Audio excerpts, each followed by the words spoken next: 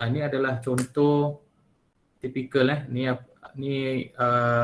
apa-apa saja structure yang circular, kita boleh determine dia punya stress di bawahnya, bukan saja di bawah center tapi di mana-mana saja point untuk kita dapat bayangan taburan stres mengikut kedalaman di bawah struktur tersebut. Jadi kita tengok yang first kali adalah below the center. Below the center. Jadi ini center. Ini adalah structure area kita, bulat ni. Dan katakan titik A ni adalah location of the stresses that we want to know lah, dekat A point ni. Jadi the formula that we use for circular area under the center, kita guna this equation and simplify into this equation. Jadi ini adalah main equation untuk circular area. Jadi Q adalah load per unit area. Load per unit area in kilonewton per meter square. So basically Q equal to Q over A, which is the capital Q is the total load and A is the area. Okay. Kemudian kita ada R, capital R. Capital R adalah radius of the circular area. Kemudian Z adalah dia punya kedalaman, depth of point A. Kalau dalam kes ni dalam kedalaman point A ni lah. Okay. Jadi benda yang kita perlu tahu ialah radius dia, kedalaman dan juga load yang diterima. Jadi kita boleh estimate dia punya stresses, the vertical stresses, the incremental stresses. Jadi selain daripada guna formula ni, kita juga boleh menggunakan dalam buku awak table ini, table yang disediakan based on the variations Z over R, kita akan dapat estimate delta sigma Z over Q.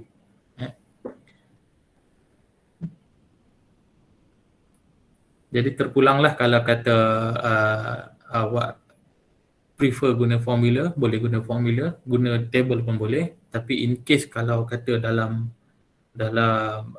exam ke atau sebagainya, tengok pada data yang diberi. Ada yang bagi formula saja tanpa bagi table, jadi awak kena guna formula lah. So saya prefer sebenarnya table-table ni cuma guideline je. Jadi yang lebih penting adalah how to use the formula, the right formula. Okay, sekarang tengok dekat below at any point. Jadi ni below at any point. Jadi selain daripada under the center, kita boleh tahu stresses yang disebabkan oleh circular area ni pada mana-mana point saja. Sini boleh, sini boleh, sini boleh. Tak kisahlah awak nak tahu kat mana, pada kedalaman mana. Tapi dalam kes ni dia nak tahu katakan dekat A ni.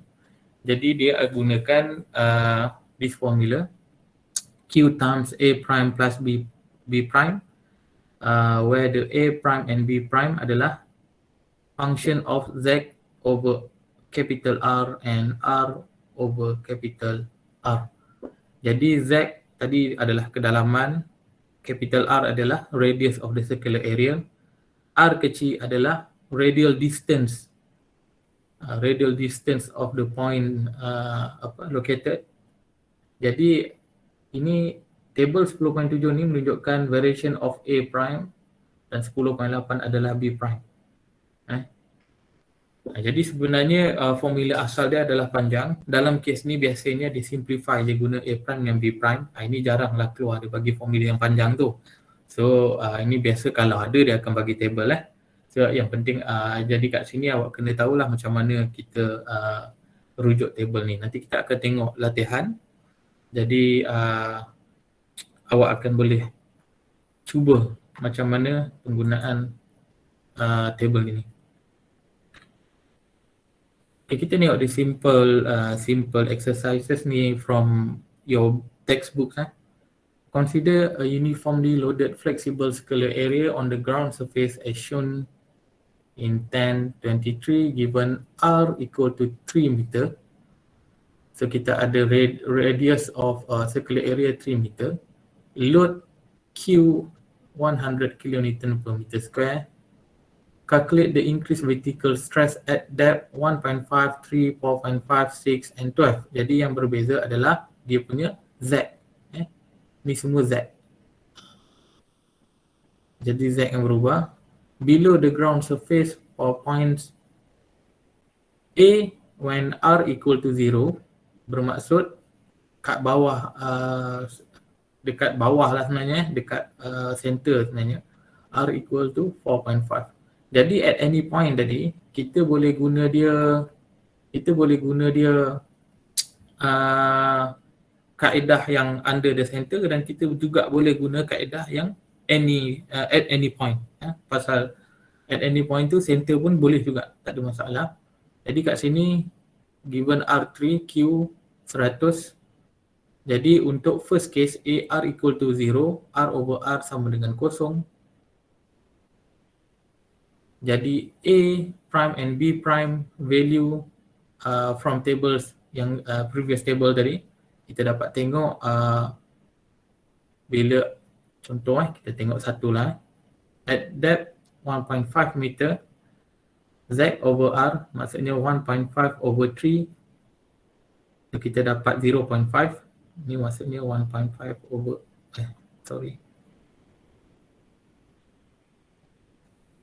1.5 over 3, and so kita dapat 0.5. R over R equal to 0. Jadi kalau kita tengok R over R 0 sini, B pun 0, Z over R tadi 0.5, jadi A dia adalah 0.553, 0.553 betul. Lepas tu B prime dia 0.358. Kita tengok 0.358. Okay. Jadi kita yang ini adalah dalam, kita kalikan pula dengan Q, hasil tambah A dan B.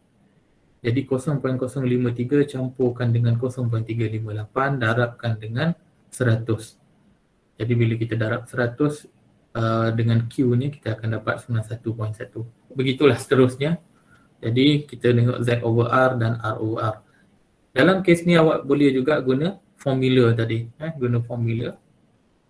Jadi kalau guna formula, kita akan guna yang ni lah kalau untuk center. Okey, begitu seterusnya mengikut kedalaman. Kemudian untuk part B ialah R equal to 4.5 divided by 3 of the radius of a circular area. Kita dapat R over R 1.5. Jadi at 1.5 kita duduk dekat line ni saja. Untuk A prime, kemudian 1.5 sini adalah untuk B prime. Okay. Jadi sama juga mengikut kedalaman. Jadi dalam kes ni 0.5 dengan 0.5. Jadi kalau 0.5 kita tengok dia dapat negatif 0.035 dengan 0.095. Okay. Mana tadi? Okay ni. So kalikan dengan 100 kita dapat 6. Okay, saya rasa ni tak ada masalah lah, ni direct je simple. Kita tengok contoh in real practice. Biasanya kita design structure, circular area structure, kita design dia punya beams, biasanya dia hollow kan kat tengah. Dia buat macam ring, kita panggil dia ring foundation lah, ring foundation. Jadi ring foundation tu dia ada large circular, dia ada small circular, kemudian yang tengah ni adalah hollow kan.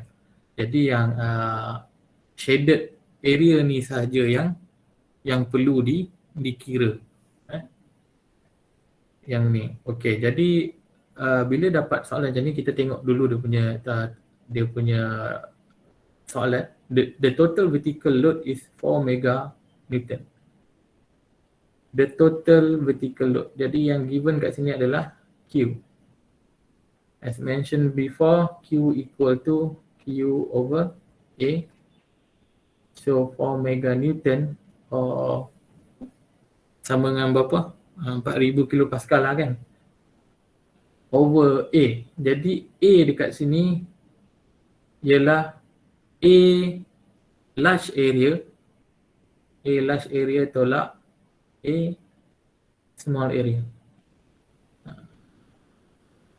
Jadi large area tolak small area, kita akan dapat yang shaded, yang grey shaded ni ini. Jadi ini yang kita nak tahu, area ni. Jadi kita akan dapat Q. Kemudian plot the vertical stretch increase with depth up to 8 meter under the center of the ring. Kemudian B, determine the maximum vertical stresses increase and its location. Jadi saya nak minta awak semua cuba kira, first kali kita cari Q dia dulu, berapa dapat Q dia. Kemudian kita akan cuba gunakan formula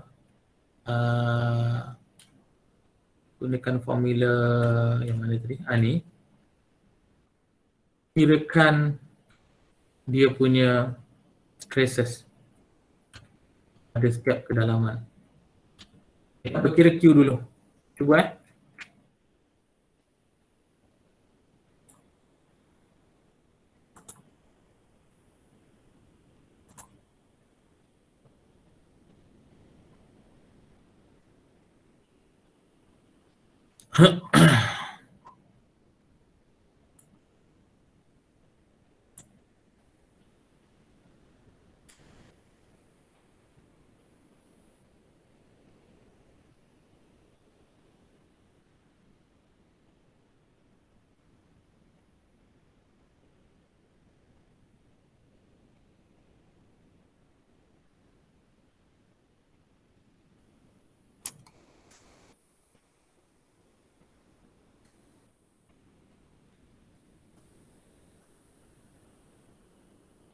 kalau ada siapa-siapa yang dah dapat, boleh share.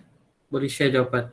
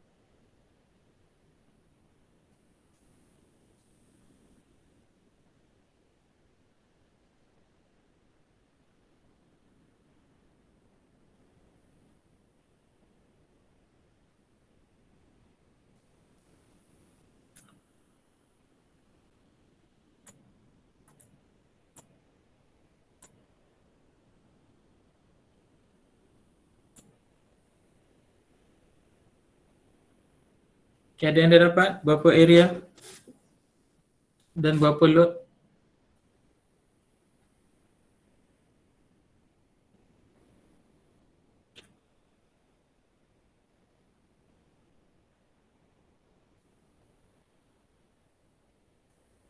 Jangan takut cuba je. Cuba kita share.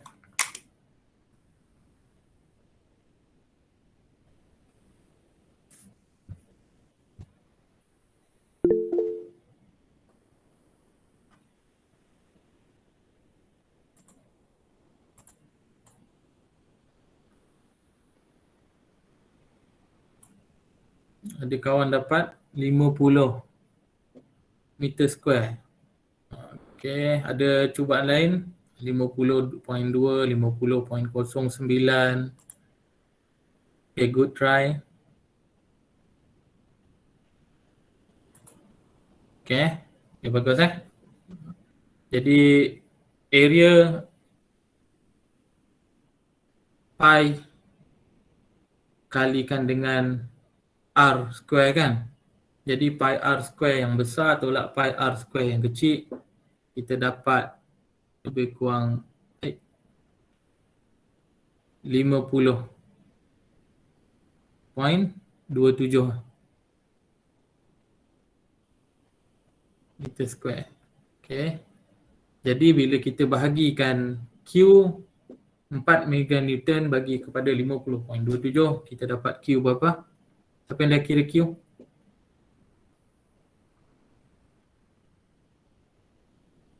79,000.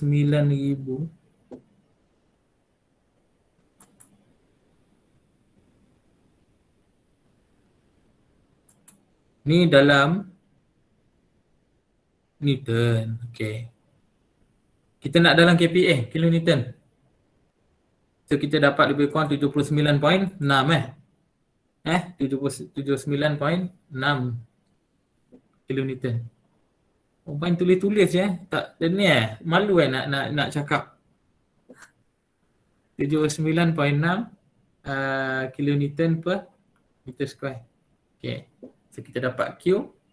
Kemudian kita gunakan formula tadi. Kita guna formula tadi at 1 meter. Kita buat table. Kita buat untuk mudahkan kita akan gunakan dalam bentuk table lah, senang kan. Jadi dia nak 8 meter. Mana yang saya boleh padam?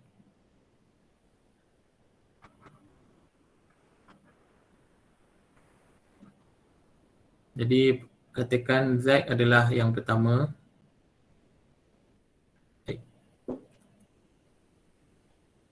Pada kedalaman 1 meter, 2 meter, 3 meter, 4 meter, 5 meter, 6 meter, 7 meter, 8 meter. Kan?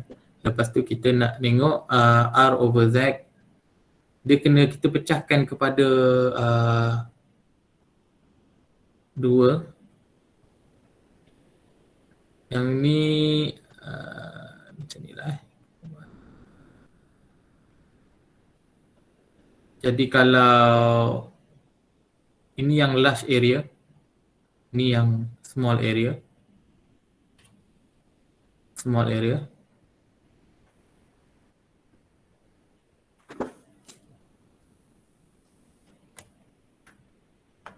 Jadi R over Z.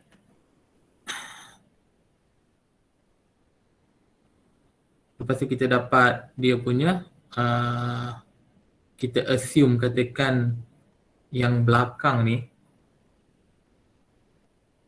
mana tadi dia punya table Awak boleh guna kaedah ni, guna table boleh, awak guna formula pun boleh. Tapi saya prefer yang this time kita guna formula lah. Bila R over Z sama dengan sekian, berapa kita dapat yang belakang ni. Jadi katakan kita assume dia bersamaan Q kali dengan I. I berapa? I ialah So yang ni adalah I.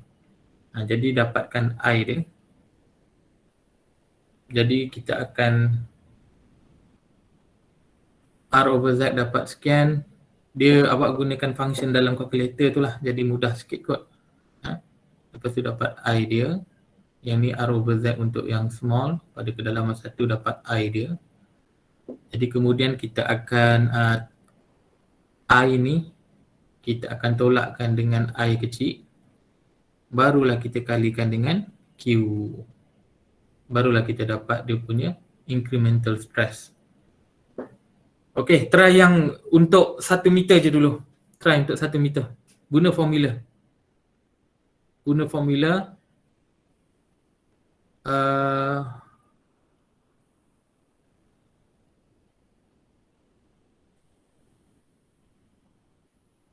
Bersamaan berapa tadi? Q 1 tolak dengan R over Z campur 1 kuasa 3/2. Yang ni 1. Okay. Yang ni R over, yang ni kena kuasa 2. Okay. Okay, cuba dapatkan yang pertama. I pertama untuk first 1 meter ni. Okay, kalau dah dapat beritahu kita cuba yang pertama.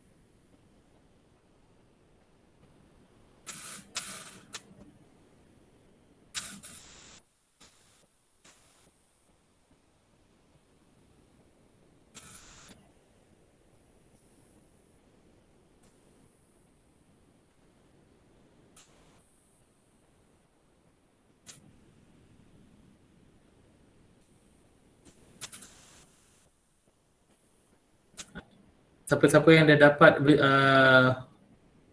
vertical incremental stresses untuk yang 1 meter ni beritahu saya. Saya nak tahu berapa kilopascal dia dekat 1 meter.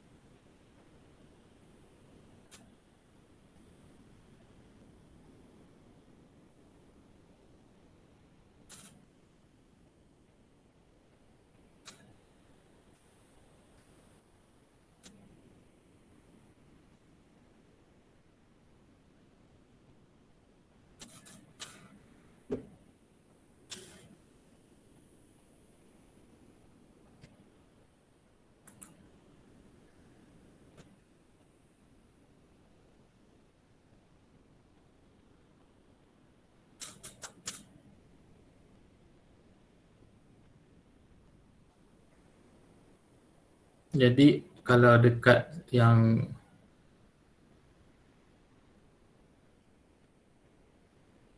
daripada yang kiraan Excel saya, I large yang dekat 1 meter ni sama dengan 0.992, I small sama dengan 0.968. Jadi ini kita tolakkan dia. Jadi bila kita tolak, kita akan dapat 0.024. Jadi 0.024 kita darabkan dengan Q, iaitu Q kita tadi ialah 79.6.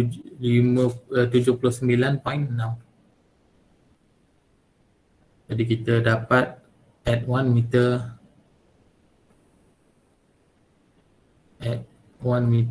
adalah sama dengan 1.9 kilopascal. Ni dekat sini 1.9 kilopascal. Jadi kalau ada dia nak tahu 8 meter, buatlah 2, 3, 4 dan seterusnya sampai 8. Jadi katakan kat sini awak dapat 1.9, kemudian 9.5, lepas tu awak dapat 17.3 dan seterusnya sehinggalah katakan dekat kedalaman 5 meter ni adalah 22. Lepas tu dia start turun balik 20.9 dan menurun. Jadi after kita dah dapat kiraan vertical stress ni mengikut kedalaman di bawah center tu, dia tadi minta kita plot. Okay. Jadi apa yang kita buat ialah depth versus stress. Ini adalah incremental stress. Ini adalah kedalaman Z. Jadi 1 meter, 2 meter, 3 meter, 4 meter dan sampai 8 meter. Kemudian stress ni kita ikut daripada ni dan kita draw. Lepas tu ada satu titik tadi dekat 5, dia max, lepas tu dia turun balik. Jadi dia akan ada satu titik yang maksimum. Dapatlah kita, lepas jawab A ni, kita boleh dapat jawab yang soalan B. Determine the maximum vertical stress increase and its location. Jadi location dia ialah at 5 meter. Location dia punya bacaan adalah 22 kilopascal at 5 meter. Jadi ini jawapan untuk B. Alright. Tadi boleh dapat tak 1.9? Ada siapa-siapa yang dapat ke ada dapat lain ataupun ada soalan sebelum kita pergi next? Dapat doktor, sama. Okay, good. Okay, kalau dapat legalah saya. So kita boleh pergi next part.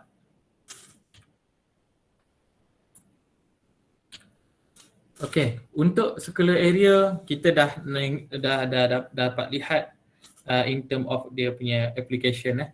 Jadi in reality tadi contoh kita nak buat tangki air, kita nak buat silo, kita nak buat boiler ke apa ke, benda yang berkaitan dengan yang circular area punya ring foundation dan sebagainya, kita boleh guna kaedah tadi.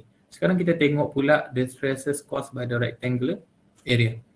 Jadi ni yang paling common lah. Kita ada footing, kita ada rough foundation, but many type of foundations. Typically dia punya shape is rectangular kan. Jadi benda ni akan kita banyak gunakan lah. Jadi untuk rectangular dia ada juga untuk at any point dan juga under the center. Jadi untuk rectangular area ni dia a bit complicated in term of dia punya equations. But for your case, no need to pening-pening sangatlah for these equations. Okay, these equations basically once you continue, you further your study in master, then we learn the derivation of the equation. Untuk undergrad ni, it's more than enough you understand how the equations work. Itu lebih penting. Jadi macam mana datang dia, jangan pening dulu. Tapi kalau tahu lagi baguslah.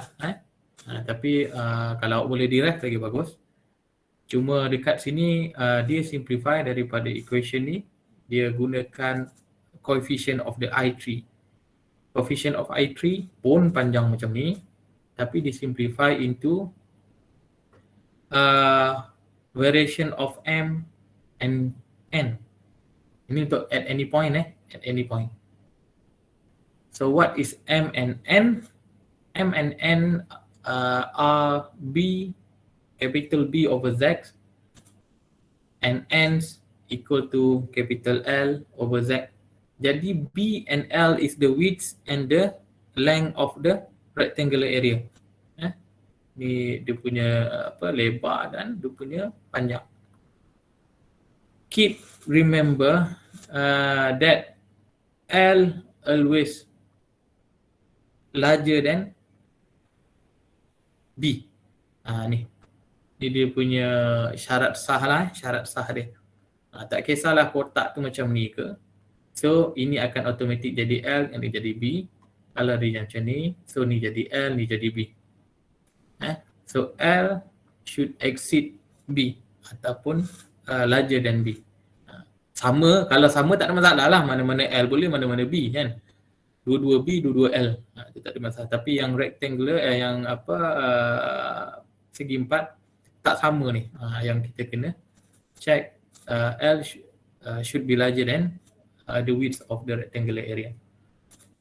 So how we can determine the incremental stresses at any point on the rectangular area? Ini kita tengok satu contoh direct. Kita ada satu rectangular area B times L. We want to know the incremental stresses at A point here. Jadi kalau kita tengok, the A points located at the center of the width of rectangular area, dekat tengah-tengah sini. Tapi dia tak berada di tengah pada length of the rectangular area. Jadi kita boleh bagikan dia kepada 4 bahagian. 4 bahagian. Bahagian ini dan ini. Okay. Jadi bagaimana kita nak kira dia punya stresses? Q kalikan dengan I31, ni I31, campur dengan I32, campur dengan I33, and plus to I34. Macam tu. Jadi dia banyak dia punya rules. Nanti saya tunjukkan typical rules dalam kita nak menentukan bahagian-bahagian yang kita boleh bahagikan untuk pengiraan incremental stresses. Okey. Jadi untuk I3 ni, dia ada dua kaedah. Dia formula tadi bukan kita tak pakai tapi dah simplified into table and graph. Bukan graph, chart into table and chart. So kita boleh guna this tables I3 with the variation of M and N. Tadi kena ingat M dan N adalah B over Z and L over Z.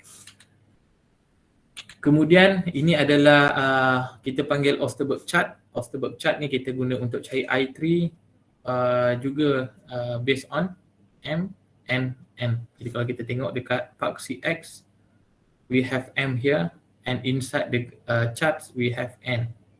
And the y-axis actually is I3, tak nampak kat sini. So y-axis ni adalah I3.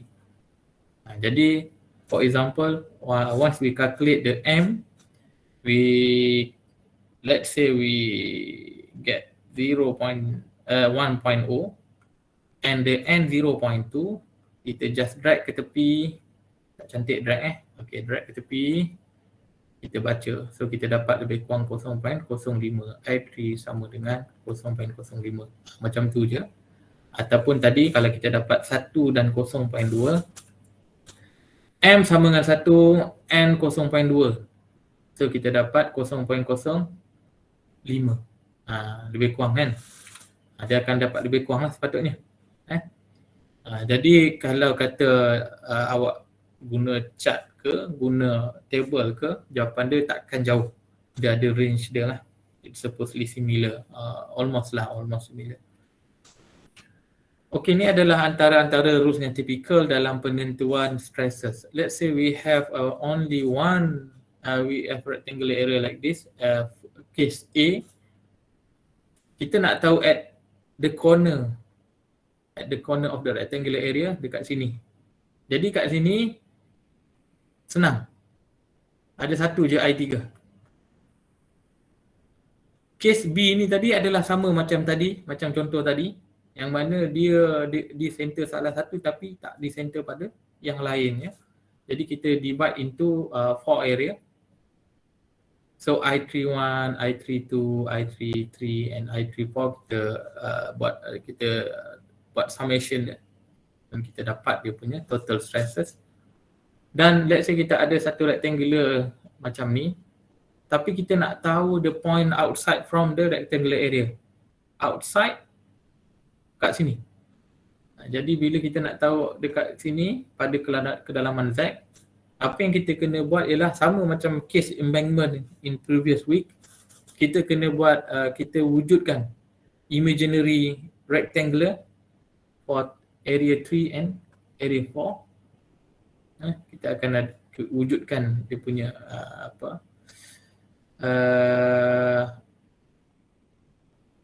kita panggil apa kotak bayangan kita bayangkan dia ada kotak je lah kat sini Nah, yang mana kita akan tolak semula nanti. Dia kalau kita fikir logik macam dah tambah tolak balik patutnya dapat sama tapi case ni tak pasal the difference of I tadi. Dia punya coefficient dia.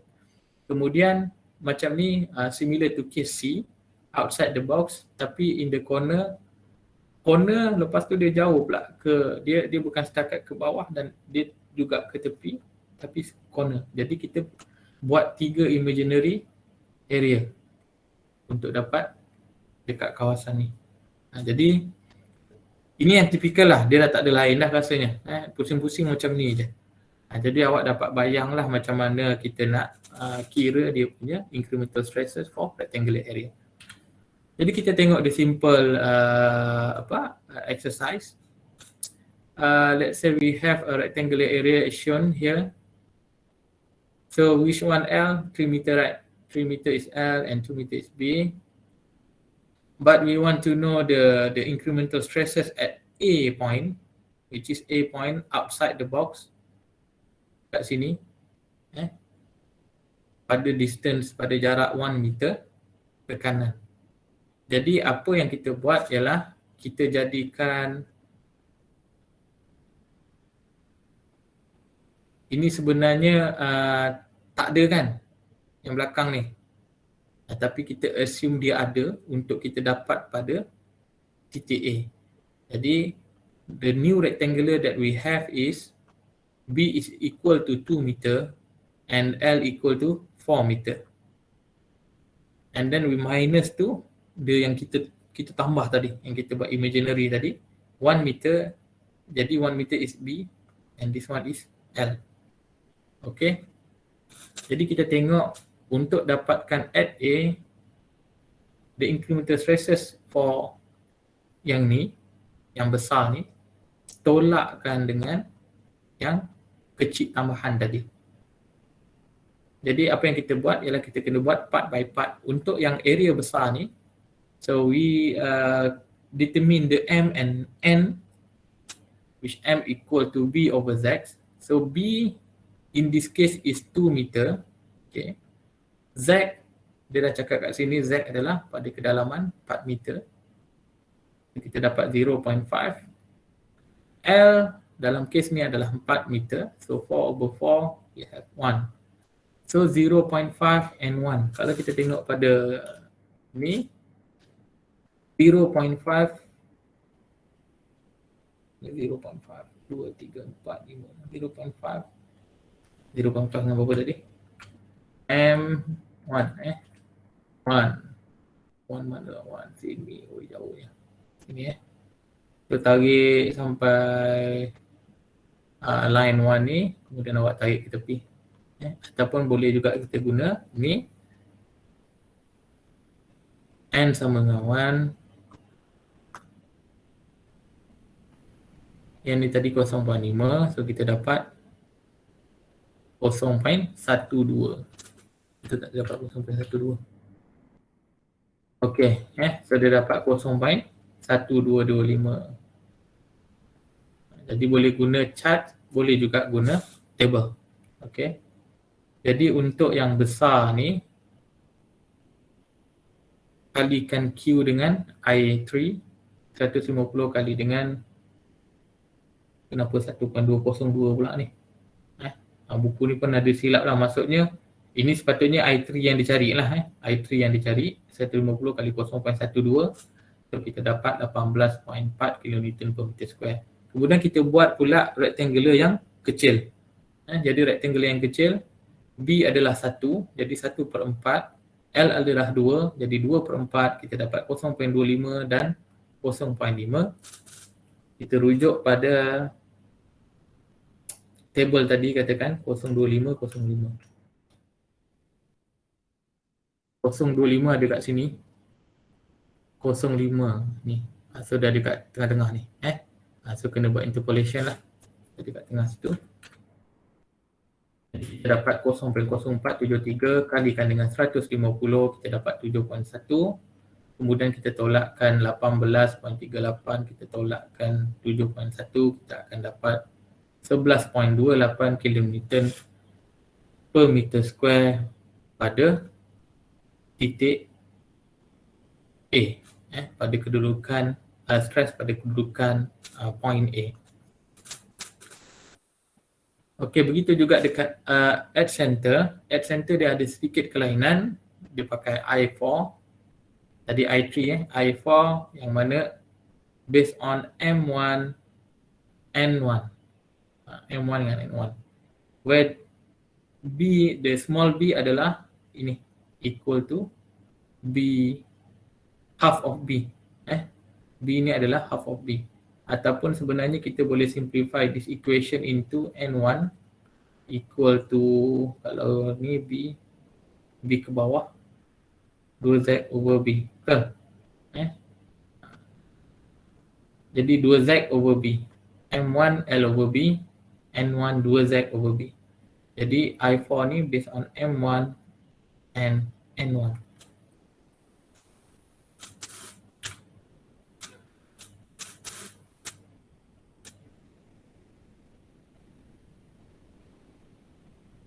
Okey.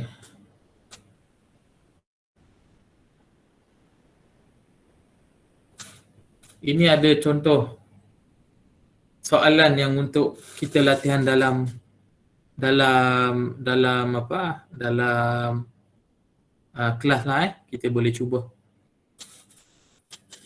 Ni siapa ni? Tan. Doktor slide tak ada table. Table dalam buku awak. Table ada dalam buku. Nanti check dalam buku DAS. Okay. Boleh cuba cari A stresses, incremental stresses at A, at B and at C. At A, at the center, at B, at C. Saya rasa kalau kita nak buat ni mungkin agak lama. Jadi apa yang saya boleh bagi tahu ialah bila at center ni awak boleh direct guna this formula. Cari dia punya M1 dan N1. Jadi M1 L over B contoh. Ni at A. Jadi M1 equal to L adalah yang paling panjang. So this one is B. L 4.5 over 3. Kemudian N1 equal to 2Z over B. So Z berapa depth dia nak tahu? 3 meter kan? Z adalah 3 meter. So 6 meter bahagi dengan B3 samaan 2. So ni 1.5. Tengok pada table, kemudian awak cari dia punya I4, dapatkan I4 dia dan kalikan dengan dia punya Q. Jadi kat sini dia punya ni adalah capital Q. So kita kena silap. Q equal to capital Q over A.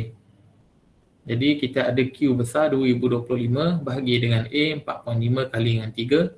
So kita akan dapat Q kalikan dengan I4. Itu untuk A.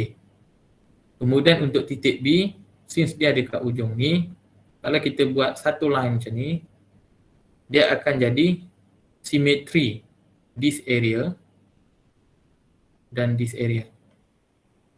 Simetri. Jadi awak kira salah satu, kalikan saja dia, kali 2. So awak akan dapat dia punya incremental stresses. So at B,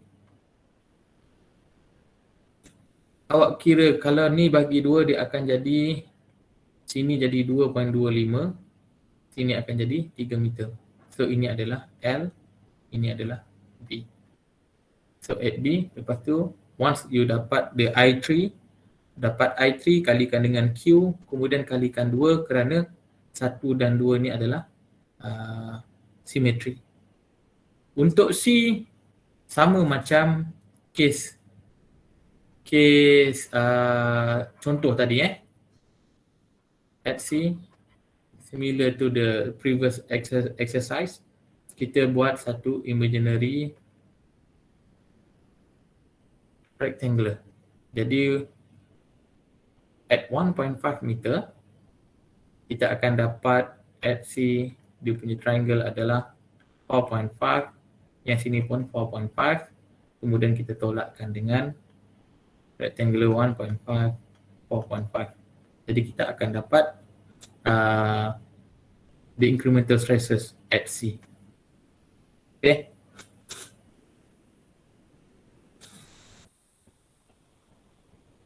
Kemudian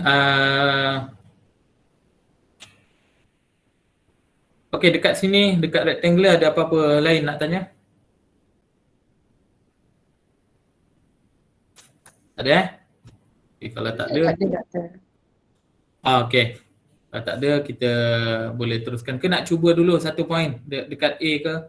Yang dekat A ni kalau kata awak nak guna at any point pun boleh juga tau. Tadi kita guna yang I4. Kalau kita nak guna I3 pun boleh. Apa yang kita buat ialah kita bahagikan pasal dia at center. So bagi pada 4, 1, 2, 3, 4. Jadi since 1, 2, 3 and 4 area dia sama. Jadi kita kira satu je. Jadi kita akan dapat, lepas tu kalikan dengan 4 kemudian. Jadi kita akan dapat satu box 2.25 kali dengan 1.5. Lepas tu nanti kalikan dengan 4. Kali dengan 4 pasal 1, 2, 3, 4. Ini pun boleh kaedah ni. Okey kelas, kita teruskan. Saya rasa for this class kita cuba habis awal tapi kita jalan teruslah. Okey, kita dah selesai beberapa the incremental stresses due to the surface load yang penting sebelum ni. Line load, point load, strip load, embankment load, rectangular load and circular load. Jadi semua surface load ni dia mempunyai formula masing-masing, kan? Jadi Newmark adalah seorang saintis yang dia telah construct satu dia panggil influence chart untuk simplify Bosnick solution. Bosnick solution tu yang tadilah semua yang formula from the point load until rectangular area tadi dah, dia punya equation. Yang mana dia menggunakan chart ni untuk determine dia punya incremental stresses. Dia punya kelebihan ialah dia boleh buat menggunakan chart ni pada mana-mana titik dan pada mana-mana bentuk. Okey. Okey, ini adalah dia punya asas influence chart. Daripada formula ni dia simplify kepada ini, kemudian dia dapat dalam bentuk jadual ini. Kalau saya tunjukkan sedikit macam mana influence chart ni digunakan. Jadi influence chart ni rupa dia macam ni. The left side ni, the left side the image is macam ni lah rupa dia. Jadi the procedure untuk mendapatkan the vertical stress increment kita boleh first kali kita determine the depth of Z. Jadi let's say kita nak tahu pada kedalaman 3 meter, katakanlah katakan nak tahu at 3 meter depth. Under the uniform loaded area which the stress increase is required. Kemudian plot the plan of the loaded area with the scale. With the scale of Z equal to the unit length of the chart. Ini maksudnya kalau kita tengok dekat sini A to B. Dekat chart ni A to B, katakan Z adalah 3, kita assume A to B tu adalah 3 meter. Jadi lukisan yang awak buat atas chart ni mestilah menggunakan scale jarak ni adalah 3 meter. Itu dia punya syarat lah. Syarat. Katakan Z 1 meter, A to B adalah 1 meter. Kalau Z ialah 4 meter, A ke B ni adalah 4 meter untuk kita lukis kat atas chart ni. Kemudian kita punya shape tadi tu kita lukis dekat atas chart based on the scale yang kita tentukan tadi. Kemudian kita count the number of elements. Jadi kat dalam ni dia banyak elements kan, kotak-kotak ni. So each elements ni mana yang termasuk dalam shape kita tadi, kita kena kira elemen yang terlibat. So how many elements in the shape of our ni lah, our surface load tadi. Okay. Kemudian ini adalah formula dia yang mana adalah IV ni adalah influence value. Influence value ni tengok pada chart yang kita gunakan, dia akan tulis kat situ influence value. Influence value ni akan biasanya dia dah fix dengan yang chart yang original dia ada, kalau yang ni dia pakai influence value 0.05. So dalam kes ni ialah 0.005 kalikan dengan Q. Q ialah load, M adalah elements, number of elements yang kita kira yang terlibat tadi. Kita boleh tengok satu contoh kat sini. Kita ada satu footing. Kita ada satu footing 3 times 3 meter. Ini dia punya plan view, ni dia punya side view. So we have Q 660 kilonewton. At depth adalah 1.5 meter. Tapi dia nak tahu kedalaman di bawah footing pada kedalaman at A adalah 3 meter. Jadi Sini Z adalah 3 meter. Ini bukan Z, ini D, depth of footing. Ni Z 3 meter. Jadi A to B ni adalah 3 meter. Jadi kita nak tahu ialah pada titik A ni ialah berada di sini. Pastikan titik yang kita mahukan ni berada di tengah-tengah chart. Jadi titik ni berada di tengah-tengah chart. Ini titik ni kan. Titik A. Dia berada di tengah-tengah chart. Jadi pada waktu ni kita lukis ikut scale. Kita nak buat 3 meter kan. Jadi A, B ni sama dengan 3 meter. Pasal dia punya Z adalah 3 meter. Jadi ni 3 meter. Kemudian sini pun 3 meter. Sini 3 meter, 3 meter. Lepas tu kita kira M dia. Kiralah dalam ni ada berapa. 1, 2, 3. Macam tu lah. Kita kira. Kira dia punya M ni ada berapa. Kalau dalam kes ni dia dapat mana M. The number of elements inside the outline of the plant is about 48. Jadi 48 dia punya IV dia pakai 0.05 kalikan dengan 660 over 3 times 3. Ini adalah Q. Pasal Q sama dengan Q over A kali dengan M. Ini adalah M dia. Ini adalah IV. Jadi kita dapat 17.78. Ini macam mana Newmark chart ini digunakan. Newmark chart ni boleh dikatakan dia bagus, tapi sekarang dah kita tak berapa gunalah. Kita tak berapa guna. Alright. Tapi bagus untuk awak tahu kan, jangan tak ambil tahu terus kan, cakap tak berapa guna kan terus tak ambil part lah Okey, sekarang kita untuk surface load kita dah habis. Ada apa-apa soalan untuk berkaitan dengan surface load? Tak ada kalau tak ada kita teruskan untuk pergi kepada lateral earth pressure.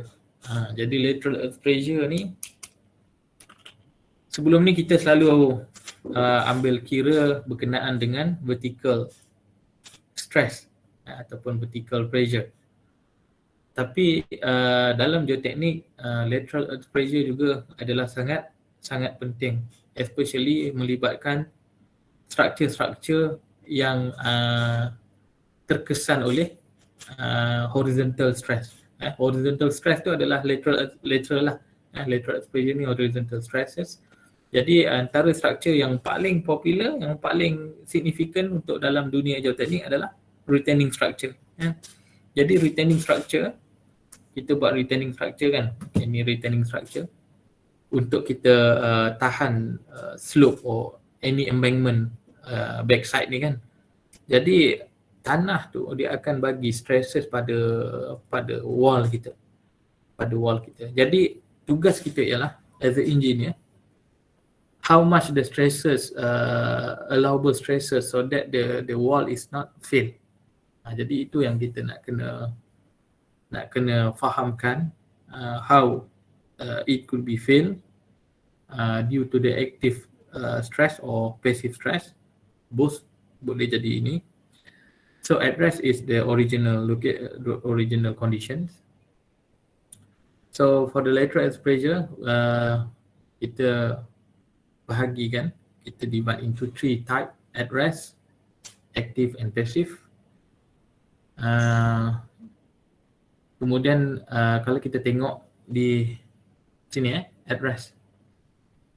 Jadi at rest untuk vertical horizontal stresses ataupun sigma H ataupun lateral stress ataupun lateral pressure equal to overburden pressure. Jadi overburden pressure macam previous dalam sebelum ni kita ada study on the overburden pressure. This is self weight of the soil itself. Jadi times K naught. K naught ni adalah coefficient of the lateral earth pressure at rest. K naught. Jadi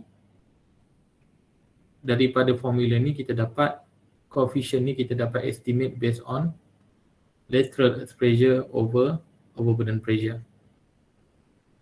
Jadi apa maksud address ni sebenarnya? Address ni kita boleh cakap the ratio between the lateral and vertical, ni lateral, ni vertical. Effective stress when an earth's retaining structure remains rigid and no movement. Pada dalam keadaan ni, dia tak bergerak. Itu maksud at rest. Kemudian untuk aktif, rasio yang ni tadi horizontal, kita namakan dia kepada active stress over overburden stress. K kita namakan dia KA. Kenapa? A aktif, aktif represent aktif. Jadi yang dikatakan aktif ialah once the retaining structure move away from the retained soil. Move away from the retained soil. Jadi sini retained soil. Jadi dia move away. Ini kita panggil dia sebagai active pressure. Kalau passive pressure dia terbalik daripada aktif lah. Dia masuk ke dalam ni. Dia masuk ke dalam. Jadi ini adalah beza antara at rest, active and passive. Jadi semua kita kena bezakan lah. Nanti kita akan cuba bezakan in term of the dia punya calculation nanti. Sebelum kita pergi mendalam berkenaan dengan dia punya calculation, kita kena tahu sedikit dia punya coefficient and dia punya theory of the coefficient. Jadi at rest, for the coefficient of earth's pressure at rest, K0, there are a lot of formula yang dicadang sebelum ni. Ini semua dia punya evolusi dah lah daripada start in 1944 by Jackie, study on the coefficient of pressure at rest, but Jackie focus on the coarse grain soil untuk sandy soil dan sebagainya, and shows the good result for loose sand. Good result for loose sand. Jadi yang untuk Jackie ni dia bagus untuk loose sand. Tapi kemudian pada tahun 84 Sheriff and Fang ni dia modify Jackie equations on dense sand. Untuk ni tadi loose sand, yang ni untuk dense sand, compacted. Bila kita cerita pasal compacted, dia ada compaction punya parameter. Compaction punya parameter ialah optimum moisture dan juga dry unit weight. Ni dry unit weight. So ni after compacted. Kemudian Maynard and Kulaway in 1982 dia suggest modified yang Jackie pula, tapi due to the consolidation parameter iaitu OCR. Iaitu OCR adalah over consolidation ratio, iaitu the ratio of the pre-consolidation pressure sigma C and sigma naught, iaitu overburden pressure. Ini adalah maksud OCR. And Masak ni dia suggest tadi semua untuk coarse grain. Yang ni pun coarse grain tapi consolidated condition. Yang ni tadi compacted condition. Yang ni loose sand condition. Yang ni fine grain condition. Jadi fine grain condition kita boleh guna ini based on the plastic index. Ini plastic index.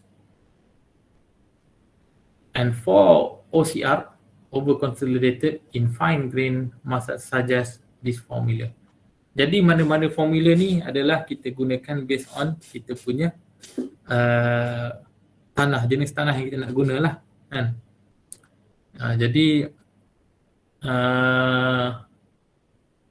kena tahulah bila formula tu diberi tu. Jadi maksudnya awak kena tahulah kesesuaian formula itu untuk digunakan.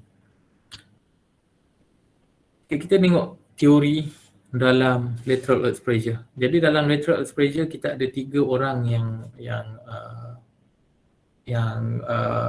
membuat teori yang popular lah. Dia sebenarnya ramai, cuma yang teori yang popular ialah Rankine teori, Coulomb teori dan Kuhlmann teori. Tapi yang paling popular Rankine dengan Coulomb lah. Kuhlmann ni pun dah orang dah jarang guna jugalah. Rankine dengan Coulomb ni memang yang ada sekarang. Jadi apa teori Rankine ni? Dia menyatakan bahawa there is no additions of friction.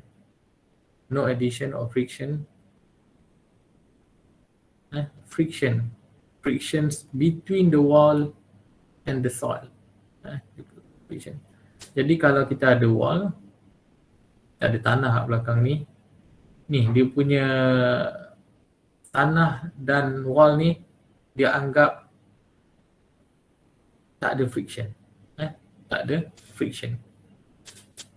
And the lateral pressure is limited to vertical walls. Jadi dalam Rankine teori dia valid untuk vertical walls. Vertical walls. Kalau wall semacam ni dia tak boleh. Dia kena vertical walls. Failure in the backfill occurs as a sliding wedge. Jadi sliding wedge tadi macam yang tadi kalau kita tengok. Ni sliding wedge. Lateral pressure varies linearly with depth and the resultant pressure is located 1/3 of the height above the base of wall. Jadi daripada sini stress akan berubah mengikut kedalaman. Ni kalau in case kita anggap this is the same soil. Jadi ini stress dia semakin dalam semakin tinggi kan. Jadi dia punya resultant force berada pada ketinggian H/3. Katakan ini adalah height of wall. Jadi height per wall ini adalah dia punya resultant force. Itu maksud ayat yang ni tadilah yang resultant pressure is located 1/3 of the height above the base of the wall. The resultant force is parallel to the backfill surface. Jadi dia mesti 90 degree lah dengan wall ni. 90 degree. Dia tak jadi macam ni, dia tak jadi macam ni. Dia kena parallel dengan backfill surface. Itu adalah teori of Rankine. Okay. Bila cerita teori ni dia ni sikit tapi saya mungkin kita tak pergi terlalu dalam, tapi perlu untuk awak tahu, perlu untuk faham how the theory of Rankine punya dalam kes ni adalah untuk aktif, untuk dua kes untuk frictionless wall, iaitu tadi delta sama kosong, vertical back and horizontal backfill. Jadi dalam kes ni, kalau awak ingat lagi daripada Geotex 1 dalam chapter soil shear strength, dalam soil shear strength ini adalah kita panggil more column line kan, failure line. Jadi kat sini kita ada C, ini kita punya shear stress, ini kita punya normal stress.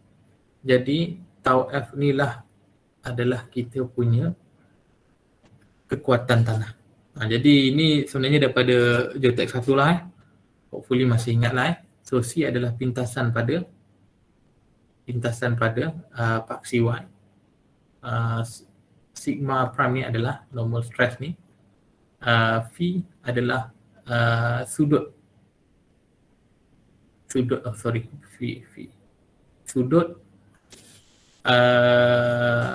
failure line ni. Itu adalah macam mana kita nak tentukan strength. Jadi at rest, pada keadaan at rest, tadi kita tahu at rest means no movement of the wall. Dia stress dia katakan keadaan macam ni. Okay. Time by time, once the stresses increase, where the decreasing of the lateral pressure, Dia naik, lepas tu dia makin lama makin besar, makin besar, makin besar sampai dia touch failure line. Sampai dia touch failure line. Ini contohnya. Once dia touch failure line, jadi red line ni dia akan fail. Ini adalah konsep macam mana aktif bergerak. Tadi kita tahu aktif ialah move away from the backfill. Jadi ni at rest, so they move away from the backfill until it reach the failure line. Jadi pada keadaan tu kita dapat estimate untuk active stresses adalah sama dengan gamma Z, iaitu gamma Z adalah overburden pressure. Ni adalah ni samalah ni kalikan dengan tangent square 45 minus V square V over 2, yang mana ini adalah wedge yang berlaku di sebalik di ni okey, wedge ni. Kemudian tolak 2C, ini adalah untuk case cohesion soil. Untuk case cohesion soil. Contoh apa? Clay lah kan. Contoh clay. In case untuk cohesionless soil, iaitu C sama dengan kosong, contohnya sand, these equations become ni. So gamma Z kali tangent square 45 minus P2. Dan I sekali KA, kita tahu aktif sama dengan ini over ni. So kita dapat KA sama dengan tangent square times 45 minus V over 2. Jadi untuk kira KA, inilah formulanya. Atau awak boleh guna formula KA sama dengan 1 minus sin V over 1 plus sin V. Ini pun another formula that you can use. Pasal if you use this formula, be careful lah, pasal sometimes students dia do a mistake by dia kuasakan dua dulu. They use the square first.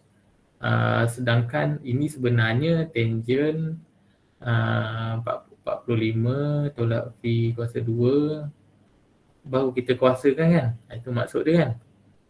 Jadi kadang-kadang boleh jadi tersilap. Jadi kalau nak guna yang ni pun boleh. Okay. Akan dapat jawapan yang sama. Okey.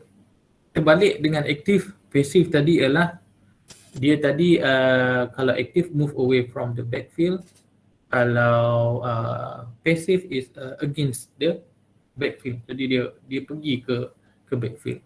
Jadi ini adalah at rest. Kemudian dia makin besar secara pasif sehingga dia touch the line. Jadi similar to the previous one lah, sama je dengan aktif. What the difference is tadi move away, sekarang against. Jadi the change is on the signage. Kalau awak perasan tadi, ini minus. Yang ni dia jadi positif. Yang ni pun jadi positif, ni pun jadi positif. Jadi KP, jadi kalau nak guna yang another formula tadi, KP sama dengan 1 plus sin V, 1 minus sin V, sin V. Okay. Ataupun KP sama dengan 1 per KA. Ini pun boleh. Ini lagi senang lah. Pasal guna hukum Jelakot kan, terbalikkan dia, so 1 over KA. Okay, untuk frictionless wall incline backfill, yang ni mungkin saya rasa awak akan tengok sendiri dia punya formula. This is basically how to use the formula je lah. Macam saya cakap tadi, jangan risau the derivation of the formula. So yang penting you tahu the parameter that include in the in the equations. Okay, saya I think I want to skip that part. So untuk teori kedua ialah Coulomb theory. Similar to Rankine theory except, jadi Coulomb dia banyak sama dengan Rankine sebenarnya. Tapi yang beza utama dia ialah there is friction between the wall and soil. Tadi Rankine D tak ada. Delta apa ni mas? Friction line kosong. Tapi kalau untuk Coulomb theory dia tak sama dengan kosong. Maksudnya friction ada. Dia assume ada friction antara wall dan soil. Itu Coulomb theory. Kemudian dia cakap the friction biasanya adalah sama dengan ini tipikal lah. Biasanya kita akan guna 2E/3. Kemudian dia cakap lateral pressure is not limited to vertical walls. Jadi dalam kes Coulomb theory, dia tak kisah kalau wall tu tegak ke, incline ke, apa ke, dia boleh. Dia tak semestinya vertical. Kemudian the resultant force is not necessary parallel to the backfill. Jadi dia punya force yang kena pada dinding tu tak semestinya 90 degree macam tu. Dia mungkin boleh jadi macam ni, boleh jadi macam ni. Itu adalah Coulomb theory. So maksudnya Coulomb theory ni dia lebih apa? Ikut yang seadanya lah, dia tak ada modify banyak. Tapi dia lebih complicated lah pasal dia ambil kira semua Jadi dia lebih complicated. Biasanya kita akan biasanya orang yang ni dia ambil estimation menggunakan Rankine pasal dia lebih direct Okey, ni adalah Coulomb theory for active and passive. Kalau tadi kita ada Ka equal to 1 minus sin over 1 plus sin phi. Dia punya Ka awak tengok ni. Ini Ka ni sebenarnya terhasil daripada this diagram. Daripada this diagram terhasillah this formula. And also for the passive one, jadi pada this formula. Jadi formula ni dalam buku dia akan simplify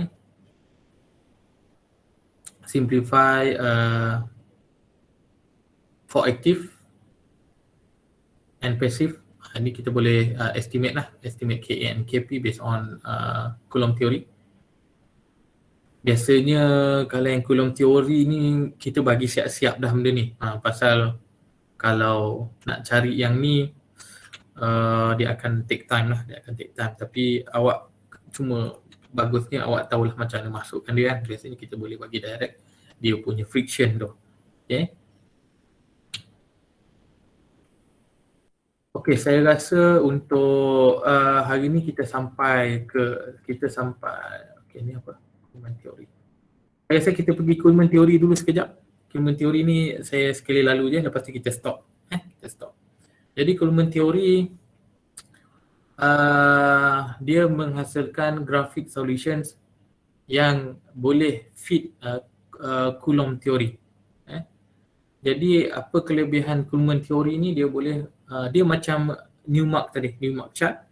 Macam mana dia simplify all the equations from the Bosnick solutions into only one chart.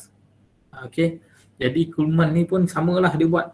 Dia dia create the graphic solutions based on the Coulomb theory. Kalau Coulomb theory tadi nak kira satu-satu pening kan, tapi dia based on graphic. Jadi dia juga boleh digunakan pada any wall of frictions and provide very powerful technique for estimated lateral earth pressure. Ini pun sebenarnya ada software dia lah. Cuma kat sini macam mana sebenarnya dia dibuat Jadi ini sebenarnya step by step the way Coulomb theory dibuat. Jadi saya rasa ini awak boleh tengok sendiri dulu. Pasal ini ada tambahan kepada Rankine dan Coulomb theory. Jadi Coulomb theory inilah bentuk grafik yang terhasil nanti sehinggalah dia dapat titik yang dekat sini nanti. Ini titik lah sekali.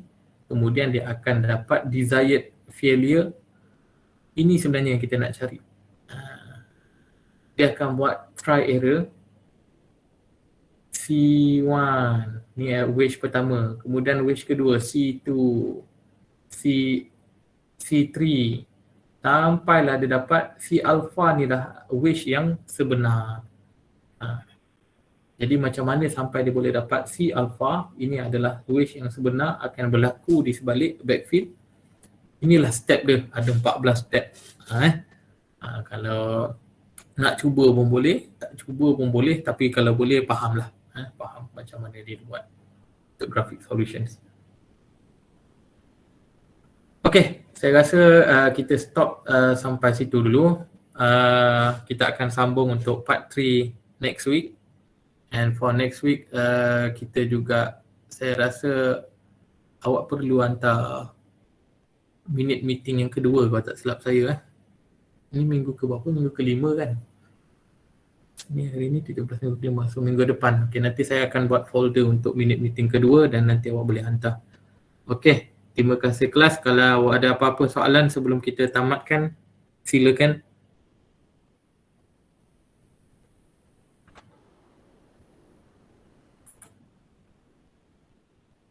Ada apa-apa? No, doktor. Tak ada Okay, kalau tak ada Alhamdulillah bagus. Maksudnya faham betul lah ni mudah-mudahan. Kalau tak, okay, kalau macam tu kita dismiss kelas. Terima kasih semua. Oh ni siapa ni cakap doktor kita tak ada buku. Tak ada buku? Macam mana boleh tak ada buku? Geotek 1 dulu pakai apa?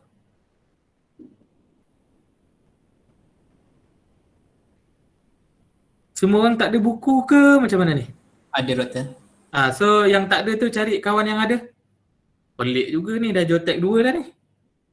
Kan?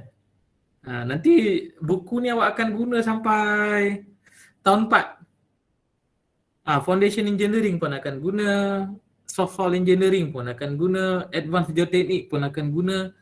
So hopefully awak boleh dapatkanlah buku daripada kawan yang ada. Okay? Zozan?